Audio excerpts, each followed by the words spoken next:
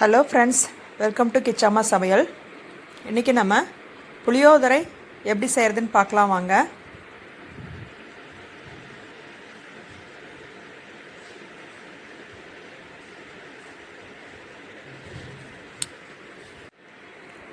இப்போது புளியோதரை powder ready பண்ணிக்கலாம். கடலைப்பருப்பு 2 ஸ்பூன் வறுத்துக்கிறேன். நான் 300 கிராம் ரைஸுக்கு பவுடர் ரெடி பண்ணுறேன்.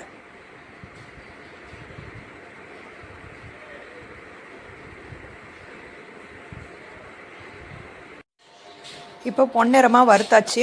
இதை எடுத்து தனியாக கொட்டிடலாம். இப்போது உளுந்து 1 ஸ்பூன் எடுத்து வறுத்துக்கிறேன்.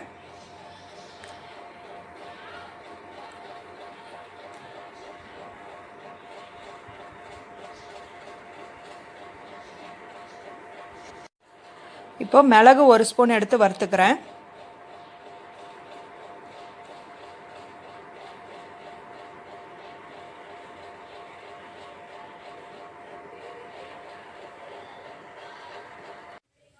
இப்போ கொத்தமல்லி 2 ஸ்பூன் வறுத்துக்கலாம்.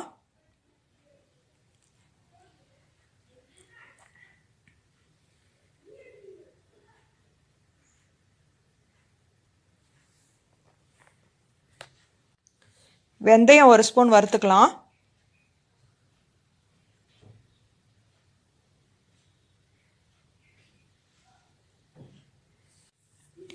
எள்ளு ஒரு 2 ஸ்பூன் வறுத்துக்கலாம்.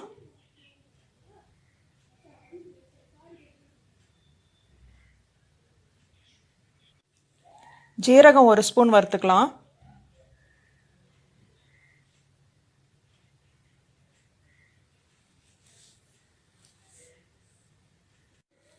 காய்ந்த மிளகாய் நம்ம காரத்துக்கு ஏற்ப போட்டுக்கலாம். நான் ஒரு 7 மிளகாய் போட்டிருக்கேன்.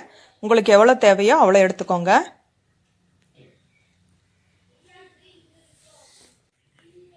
இப்போது அது எல்லாத்தையும் பொடி பண்ணி வச்சுட்டு நம்ம கடாயில் நல்லெண்ணெய் விட்டுக்கலாம். நான் ஒரு 50 கிராம் நல்லெண்ணெய் விட்டுருக்கேன். எண்ணெய் காஞ்சதும் கடுகு 2 ஸ்பூன் போட்டுடலாம்.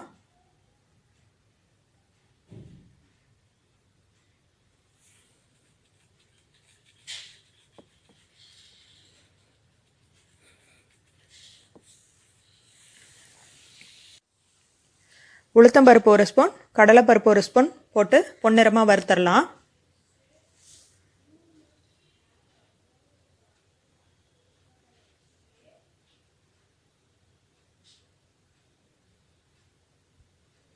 மிளகாய் 4 கிள்ளி போட்டுடலாம்.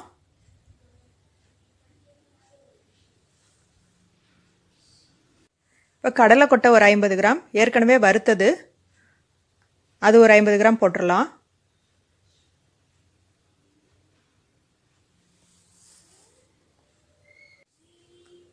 பூண்டு ஒரு 15 பல் பூண்டு, ஒரு கைப்பிடி அளவு கருவேப்பிலை, அதையும் போட்டுடலாம். எண்ணெயில் நல்லா பொரியணும்.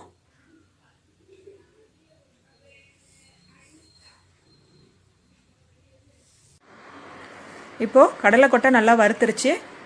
பெரிய சைஸ் எலுமிச்சப்பழம் அளவுக்கு புளி ஊற வச்சு நல்லா திக்காக கரைச்சி வச்சுருக்கேன். மஞ்சள் தூள் அதிலேயே போட்டுக்கலாம். உப்பு தேவையான அளவுக்கு போட்டுடலாம். நல்லா கொதிக்கட்டும். ஒரு 5 நிமிஷம் நல்லா கொதிக்கட்டும்.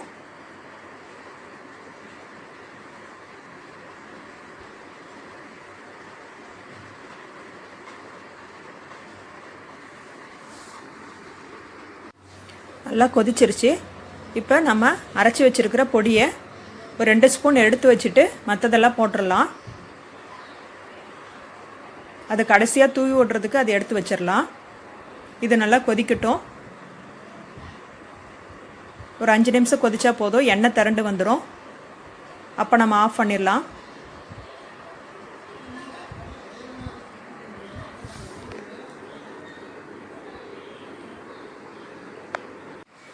இப்போ 1 ஸ்பூன் அளவுக்கு வெல்லம் கொஞ்சம் சேர்த்துடலாம். அப்போ தான் நல்லா டேஸ்ட்டாக இருக்கும். புளிப்பு சுவை அதிகமாக தெரியாது. 300 கிராம் சாதம் வடித்து வச்சுருக்கேன். வடிக்கும் போது கொஞ்சமாக நல்லெண்ணெய் விட்டு வடித்து வச்சுக்கோங்க.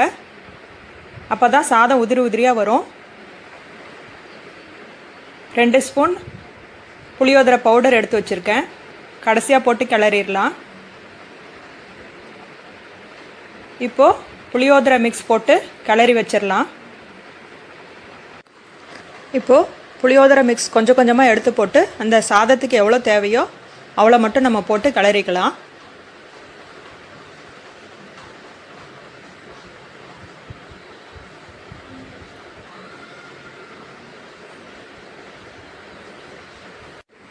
இப்போது நம்ம எடுத்து வச்சுருக்கிற அந்த பவுடரையும் இதிலே போட்டு நல்லா கிளறிடலாம். நல்ல டேஸ்ட்டான புளியோதரை ரெடி ஆயிடுச்சு.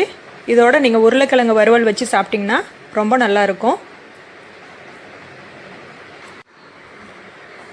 சுவையான புளியோதரை ரெடி ஆயிடுச்சு. இந்த மிக்ஸை நீங்கள் செஞ்சு வச்சிட்டிங்கன்னா அடிக்கடி புளியோதரை செய்யலாம். ஈஸியாக இருக்கும்.